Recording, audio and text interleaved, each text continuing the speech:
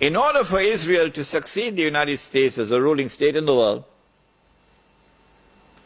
not only must the US economy collapse and the US dollar collapse, and when the US dollar collapses, it brings down the whole world of paper money with it. And if you don't believe me, just wait. Just wait. Not only must the United States collapse its economy and its money, but in addition, Israel has to wage a big war,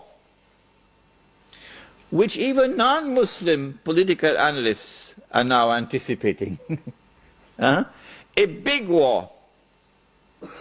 Even Jews now within Israel, I'm getting emails, even Jews within Israel, Jewish academics who are up in opposition to the Sharon government, they are now understanding that there's something big about to happen. And they're warning the world about it. Of course, it's too late now. Israel has to wage this big war, which is already planned long ago. And the territory of the state of Israel will dramatically expand. And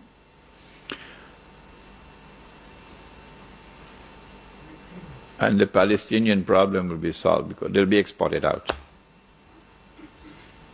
That is the massive human rights crime that the Israeli academics are now anticipating and warning the world about.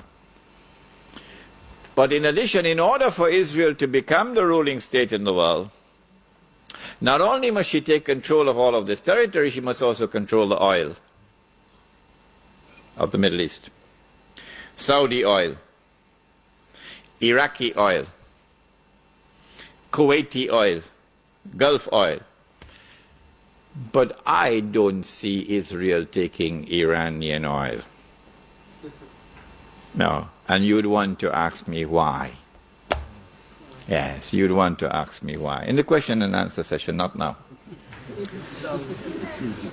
I don't see Israel touching the Iranian oil.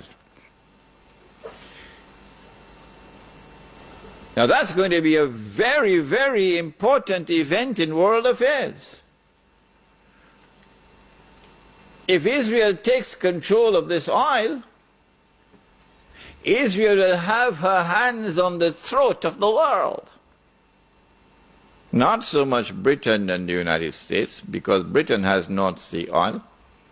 The United States has a lot of oil, sufficient to meet its domestic consumption. And so who is going to have Israel at their throats? The answer, Europe, Japan, and the rest of the world dependent upon Middle East oil, but particularly Europe and Japan. Which is why at this moment you will notice a lot of strange noises coming out of Europe in hostility to the United States. Because the Europeans are beginning to open their eyes and now beginning to slowly understand what we knew all along. Yes. But Israel has a PhD in deception.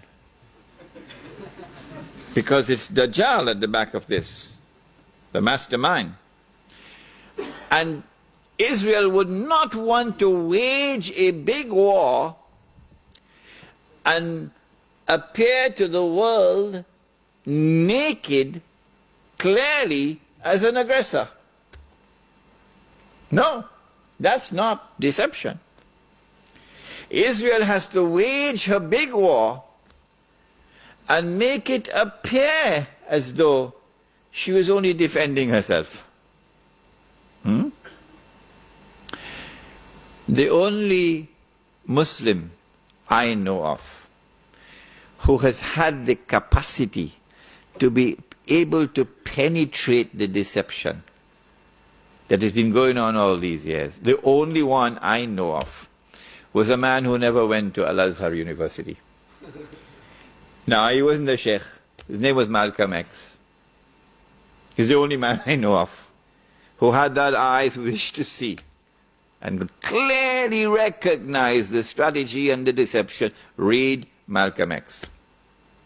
How is Israel going to launch this big war and yet get away from being perceived by the whole of humanity as the aggressor, blatant aggression.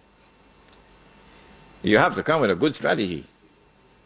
The strategy is this. Ariel Sharon goes into Masjid al-Aqsa with 1,000 Israeli military with him, with their shoes on,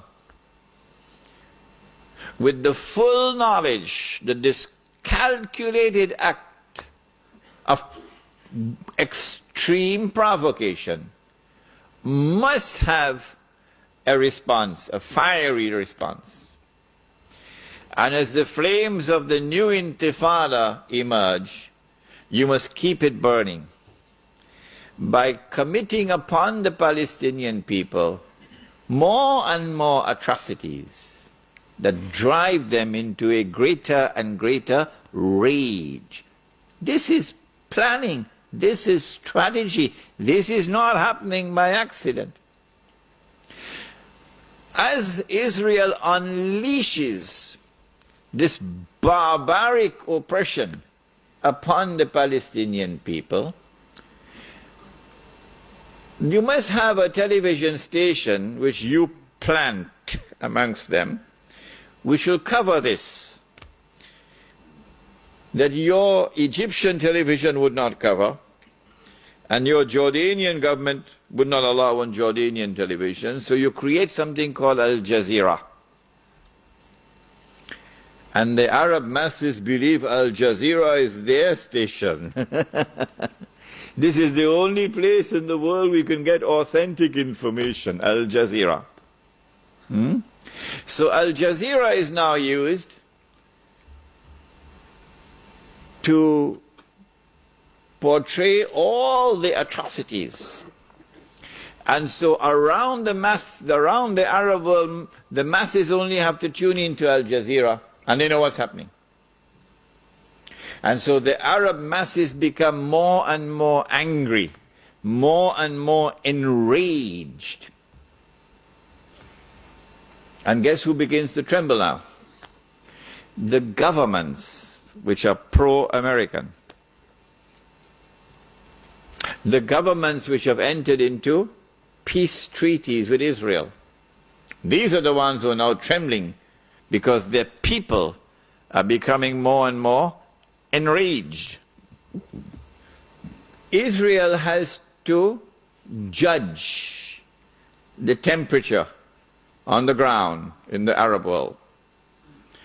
And because Israel has a strategic military alliance with the United States of America, it is when Israel judges the temperature to be hot enough, only then will Israel give the go-ahead to the United States to attack Iraq. Only then. And you have to inform the whole world in advance that you're going to attack Iraq. So the masses must be expecting it. Why? So that when the United States attacks Iraq, you would have the kind of spontaneous outburst from the Arab masses that you want. That they will take to the streets in massive demonstrations. The kind which brought down Zulfikar Ali Bhutto in Pakistan. They tested this formula. They tested this formula because they were actively involved in all that drama in Iran. Oh yes. Without in any way being uncharitable or lessening in any way my appreciation and my respect and the honor which I have for those who led the Iranian Revolution. I have to admit that in addition to their sincere efforts and their struggle against the oppression of the Shah, that there were also others that worked to help them without their even knowing it. So they have finessed this methodology of how to bring the masses out onto the streets. And this is what is about to occur. As the masses go out onto the street,